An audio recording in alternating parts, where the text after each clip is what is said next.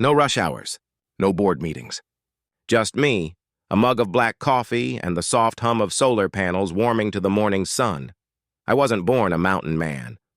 For 10 years, I lived in a cubicle, corporate software consulting, 12-hour days, glowing screens, synthetic light, and the quiet rot of burnout.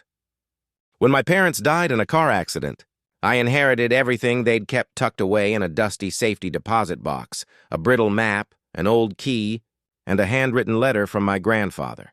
It led me here to 2,400 acres of wild Montana forest my grandfather bought in 1963 for $800 and a handshake. He wasn't rich, just stubborn, with a carpenter's hands and a miner's eye for value. Back then, he said, land isn't money, it's memory you can walk on.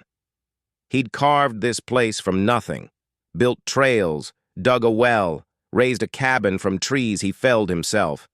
Every nail he hammered carried a promise that the family would never sell. When I first hiked in, the valley felt alive.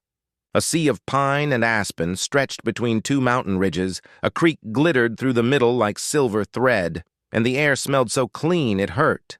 I rebuilt the old cabin by hand, 2,200 square feet of quiet rebellion against everything fake and crowded in the world below.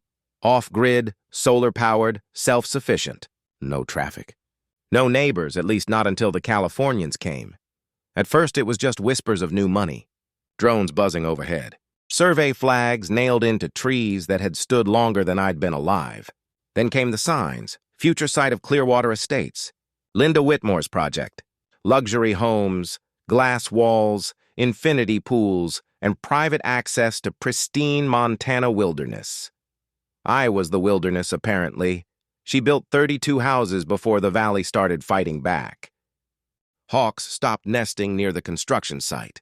The creek ran cloudy with runoff, and suddenly, the woman who sold paradise started looking at my cabin like it was a blemish on her perfect brochure. Still, I kept to myself.